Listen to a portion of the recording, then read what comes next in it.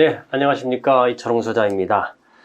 자, 오늘은 주간 부동산 뉴스 중에서 어제 나왔던 머니투데이 19일자 기사를 한번 보도록 하겠습니다. 타이틀이 다주택자 고작 5%만 집 팔았다. 세금 더 내도 내 자식 물려준다. 지금 작년 내지는 재작년까지 증여가 많이 늘었다는 이야기는 아마 들어보셨을 겁니다. 증여가 그 전해보다 2배 내지는 3배까지 많이 늘었는데 왜 이렇게 증여가 많이 늘었느냐, 이렇게 원인을 분석해 보니까 양도세 중과 제도가 부활이 됐죠. 거기다가 다주택자에 대해서는 예전에 10% 20%씩 중과되던 게 20% 30%까지 올라가면서 최대 10억 이상 차액에 해당되는 경우 양도세가 45%인데 이 사람이 만약에 3주택 이상 보유자다 그러면은 30%가 할증이 됩니다. 그러면은 기본 양도세만 75%가 되는 거죠. 여기 이제 주민세 10%까지 합친다 그러면은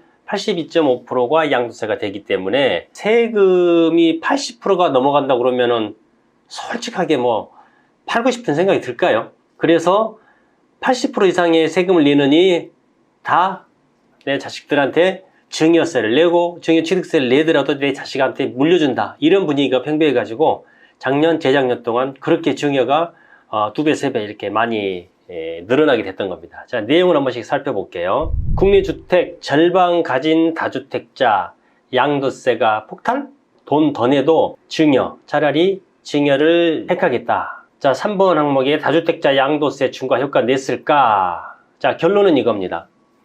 다주택자에 대해서 양도세 중과, 그 다음에 세율도 올리고 중과를 하다 보니까 정부에서는 3주택자에 대해서 30% 할증을 하고 폭탄 성격의 양도세를 매기면 아마 다주택자들이 다 집을 팔 거다, 이렇게 이제 예상을 했었거든요. 다주택자가 시장에 매물을 내놓기 위해서는 이 양도세를 중과하고 폭탄 성격의 양도세를 매기는 게 아니라 퇴로를 열어줘야죠.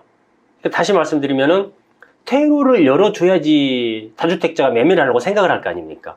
다주택자이면서 5억 이상의 차익이 생긴다 그러면은 80%가 넘는 양도세를 내야 되는데 누가 이걸 팔아서 양도세 80% 내고 손해진 것도 없는데 집을 처분하겠냐 이거죠. 그래서 당연히 다 자식들한테 증여를 했던 겁니다. 그게 이제 수치로 많이 나타나고 있습니다. 다주택자, 주택이 전체 절반이나 되는데 127만 건 중에 고작 6만 건만 양도세가 중과가 됐다. 2020년 주택 소유 비중이 1주택자가 약 854만 가구 정도 되죠. 이게 1주택자가 전체 주택 소유자의 정확히 50%입니다. 그 다음에 2주택자가 466만 7,900가구, 약 한 467만 가구, 28%. 3주택 이상자가 376만 7,343가구, 22%. 그러니까 2주택자가 28%, 3주택자가 22%니까 다주택자를 합치면은 정확하게 50%, 1주택자를 합치면은 정확하게 50%. 그러니까 집을 아무리 지어도 1주택자가 아닌 다주택자가 집을 사들이기 때문에 무주택자는 계속해서 무주택자로 남게 되는 거죠. 그래서 지금 현재도 국민의 절반이 유주택자, 국민의 절반이 무주택자가 되는 그런 이유가 되겠습니다. 실제 사례를 들어서 설명을 한번 드리면은요, 2016년 시세 10억 원에 취득해서 2021년 현재 시세 15억 아파트를 보유한 2주택 부부. 그러면은 지금 현재 그 양도세 중과, 다주택자에 대한 양도세 중과 제도가 있는 상황에서 팔면은 5억 원의 차익을 남기는데 양도세가 2억 4,500만 원입니다. 세율은 그만두더라도 중과만 20% 30%에 할증되는 중과만 없앤다 그러면은 2억 4,500의 양도세가 1억 6,400으로 줄어요. 이 똑같은 이 집을 만약에 증여를 하지 않습니까? 그러면은 내 자식한테 물려주는 거기 때문에 증여에 대한 취득세 당연히 들어갈 거고, 그 다음에 또 증여세를 내야 되잖아요. 증여세가 3억 3,300만 원 정도 됩니다. 다주택인 상태에서 팔면은 2억 4,500을 양도세를 내야 되는 거고요. 이거를 팔지 않고 증여를 내준다 그러면은 3억 3,300만 원. 당연히 증여를 하게 되면은 거의 한 9천만 원 정도의 비용이 더 들어가게 되죠. 이론상은 증여를 하지 않고 양도를 해야 되는데 작년에 증여가 훨씬 많았다는 거죠. 그러면 약 1억 가까운 증여를 했을 경우 1억 가까운 비용이 더 들어가는데도 왜 증여를 택했겠습니까? 자, 다주택자들은 이미 경험을 통해서 알고 있죠. 내가 1억이란 돈을 더 드리고 증여를 해주지만 내 자식이 부모한테 증여를 받았으면 이걸 2, 3년 안에 팔까요? 증여는 최소한 5년 이상은 가지고 있다가 팔아야 되지 않습니까? 그러면 5년만 가지고 가는 게 아니라 5년 내지는 10년, 20년을 가져가게 되는 거죠. 그런다 그러면은 양도했을 때보다 증여했을 경우가 약 9천만 원, 1억 정도의 비용이 더 들어가지만 향후 5년, 10년을 더 보유를 한다 그러면은 증여해서 냈던 1억만큼보다는 훨씬 더 많은 시세 차익, 가격이 오를 것을 거의 뭐 99% 확신을 하기 때문에 비용을 더 주더라도 증여를 택한다는 거죠. 자, 이런 제도 때문에 시장의 매물은 풀리지는 않고 그 다음에 오히려 더 비싸더라도 증여를 택한 사례가 작년에 굉장히 좀 많았다. 18일 통계청에 따르면 2020년 주택 소유 통계에서 총 가구 수가 2,092만 7천 가구 정도 됩니다. 2,093만 가구, 뭐 넓게 잡아 2,100만 가구라고 칩시다. 이 중에 주택을 소유한 가구가 1,173만 가구, 그러니까 56% 정도가 되는 거고요. 나머지 43.9%, 약 44%가 무주택 가구라는 얘기가 되는 거예요. 그러니까 6대4 정도도 지금 안 되는 거죠. 5.5 대 4.5 정도. 이 정도가 유주택자와 무주택 가구라는 이야기가 될 수 있을 것 같아요. 자, 결론을 말씀드린다 그러면은, 정권이 바뀌든지 안 바뀌든지 간에 양도세 중과 문제는 분명히 폐지가 되든지 완화가 돼야 됩니다. 그런 얘기도 있잖아요. 고양이가 쥐를 잡을 때 퇴로를 열어주고 몰아야지 도망갈 거 싶다 그러면은 나중에는 쥐도 고양이한테 덤벼들지 않습니까? 지금은 양도세가 퇴로가 없는 상태에서 보유세 올리고 양도세 올리니까는 오히려 반발감만 더 생기는 그런 상황이 좀 생기는 거고요.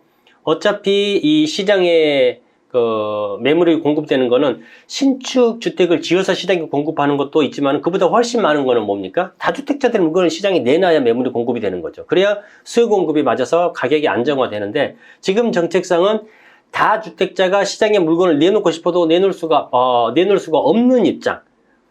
또 막상 내놨다가도 다주택자 중에 아까 6만 가구 정도 한 19% 정도가 중과를 맞으면서까지 집을 팔았다고 하는데 이분들 중에서 제 짐작인데 다주택자에 대한 양도세 중과 제도가 있는지를 모르고 파시는 분들도 얼마든지 있을 것 같아요. 팔아놓고 계약을 해놓고 나중에 세금 계산하려고 보니까 세금이 너무 많이 나온 거죠. 그때는 이미 떼내주는 해야지 않습니까? 세금 같은 경우는. 그래서 항상 제가 변호사 찾아갈 때는 일이 벌어진 이후에 변호사를 찾아가도 늦지는 않습니다. 근데 이 세금 부분에 있어서 세무사를 찾아가는 건요, 꼭 계약하기 전에 세무서를 찾아가야지 절세를 할 수가 있습니다. 이미 저질러진 이후에 세무서를 찾아가서 이거 절세할 수 있는 방은 아무리 찾아봐야 지금은 방법이 없어요. 전부 다 실거래가 신고가 되기 때문에 예전처럼 뭐 계약서, 다운 계약서를 쓴다든지 이렇게 지금 할 수 있는 방법이 없습니다. 자, 저의 바람은요, 물론 전 국민이 1주택자가 돼서 전월세 서름, 뭐 하우스 푸어 이런 얘기가 안 나왔으면 좋겠지만은 우리나라의 자유경제시장 체제 하에서는 어차피 있는 사람들은 집을 더 구입하게 되는 거고 없으면은 그들이 놓는 전세나 월세 세입자가 될 수밖에 없다. 대신에 우리가 지금 계속 겪어봤지만은 이 중과세 제도 같은 경우는 분명히 바뀌어야 됩니다. 세율도 내려와야 되는 거고 그 다음에 중과도 예전에 없었던 거가 지금 다시 부활된 거지 않습니까? 이게 이런 제도 같은 경우는 좀 빨리 완화가 돼서 대통령 선거가 얼마 안 남았지만은 금액이 큰 부동산이라 하더라도 내가 팔고 싶을 때 팔고 사고 싶을 때 사고 이런 양도세라든지 거래세도 취득세도 문제예요. 지금 다주택자한테 12% 붙인다는 거는 말이 안 돼요. 1주택자는 1%고 뭐 2주택자 같은 경우는 물론 1%에서 뭐 올라갑니다만은 8% 12%까지 취득세를 이렇게 매겨놓으니까 뭐 거래가 뭐 안정화가 되고 뭐 할 것 같다고 예상은 했지만은 12%를 낼 사람은 얼마든지 내고 집을 취득을 합니다. 왜? 이 취득세는 나중에 양도세 계산할 때 비용으로 다 인정을 해주잖아요. 그래서 지금은 조금 아까운 감정이 들지만 얼마든지 취득세도 보전을 해주기 때문에 비용적으로 보전을 해주기 때문에 취득세 12% 올렸다고 해서 정부에서 원하는 부동산 정책 효과가 절대 나타나지는 않는다. 제가 항상 드리는 말씀이지만 좀 가벼운 주제를 가지고 이렇게 좀 말씀드리고 싶은데 항상 하다 보면은 주제를 고르다 보면 항상 좀 심각한 내용밖에 없는 것 같아요. 자, 오늘은 다주택자 고작 작년에 5%만 집 팔았다. 이 주제를 가지고 이야기를 좀 나눴습니다. 자, 다음 주에는 생활 부동산 상식으로도 좀 접근해 볼 수 있는 그런 시간을 좀 갖도록 하겠습니다. 자, 지금까지 이수정의 부동산 픽이었습니다. 시청해 주셔서 감사합니다.